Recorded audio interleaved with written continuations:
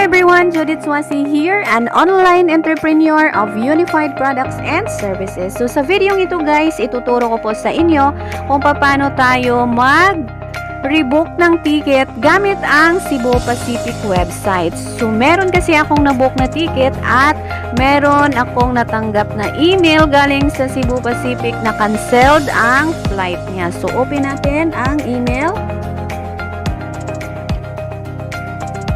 Flight changes on your booking. So, from General Santos City, so dapat February 2 yung alis niya. So, canceled.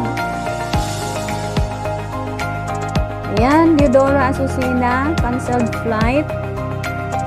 So, meron ditong choices which is pwede kang mag-rebook ng ticket, full travel fund, or full refund. So, kapag rebook, up to 90 days from original flight schedule without charges. Pag travel fund naman is valid for 2 years which can be used on any Cebu Pacific flights within the next 12 months. And then pag full refund, ayan, full yung makukuha mo na bayad. So now, click natin itong rebook.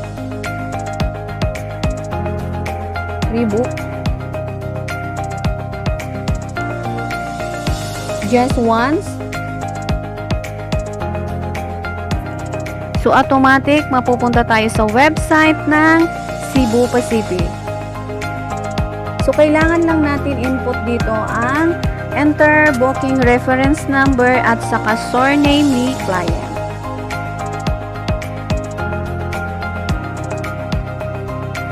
Next is Asusina. Ayan, na-input na natin. Click natin yung continue. So, ayan guys, there has been change in your flight schedule. If the change does not work for you, you may choose for the option below. So, ito dapat yung ano niyo guys. So, canceled. Merong canceled. So, February 2 sana yung ano niya. Yung flight from General Santos to Manila. So, now, name niya is Deodora Asusina, isang adult. So, ang option natin guys, pwede tayong mag-rebook or convert to travel fund or refund ticket. So, ang napili ni client is rebook the ticket. So, click natin ang rebook. So, rebook or reroute flight. Rebook your flight for free within 90 days from your original flight date. For travel dates beyond 90 days, a minimal fare difference may apply. So, select new flight tayo guys. Click natin, select new flight. Leave.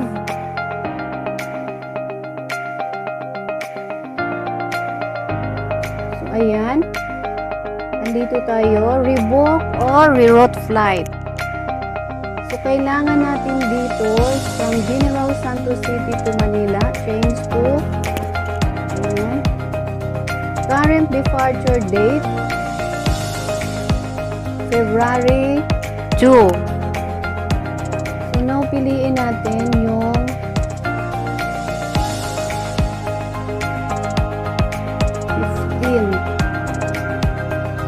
continue. Tingnan natin kung may flight. Ayan, nakita natin guys, 15 is ayan, ang pwede lang dito guys is rebooking. So, continue tayo. Click continue, rebook or reroute flight, continue. So, now guys, recap. So, from General Santos to Manila, Tuesday, General Santos. So, ito yung dati guys. Ito yung Current departure is February 2. So now, new booking. Ito yung new booking, guys. Na binigay ng Cebu Pacific. So, General Santos City to Manila. New departure, February 15, Monday, 1:20 p.m. Ayan. Flight. So, aalis siya ng 1:20. 3:20 darating. So, pangalan niya, Azucena Lidora. Then, continue. Click continue.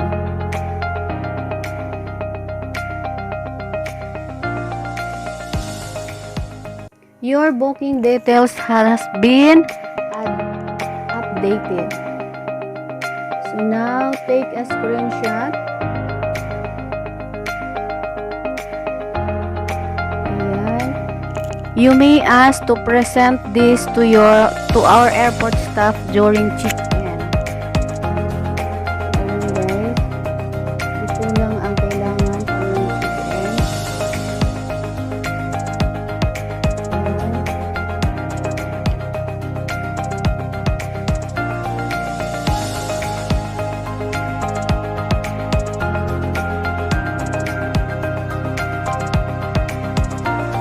So now guys, after 5 minutes na na-rebook natin ang ticket, so makakatanggap po tayo ng email galing sa Cebu Pacific Air.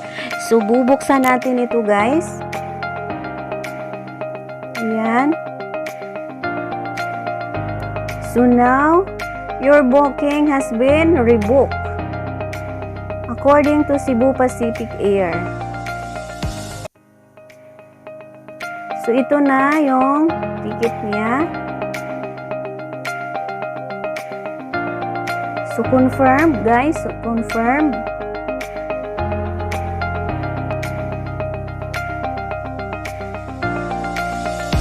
So, now, so, ang departure niya, guys, is February 15, 1:20 p.m.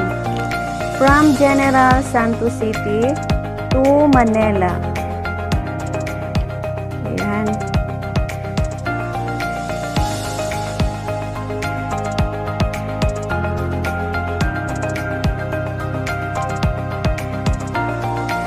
Wala na po tayong binayaran na.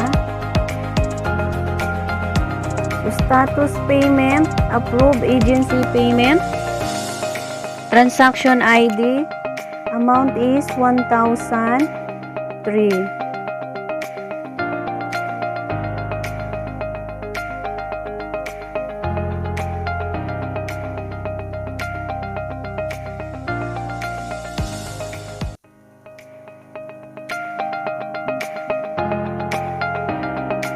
Ayan.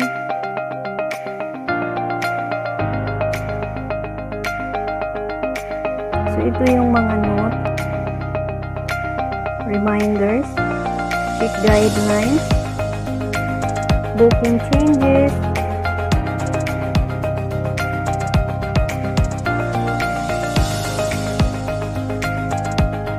So, print natin yung itinerary.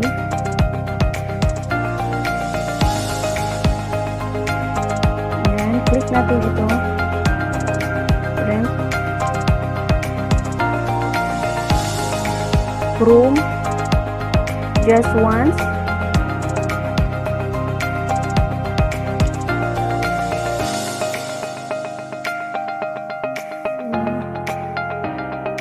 So, punta tayo. R.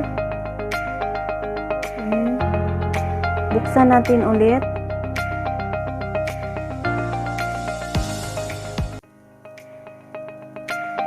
So, ayan. Buksan natin ulit.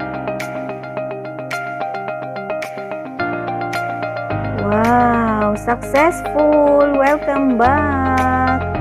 Ayan. Confirm na, guys. Ayan.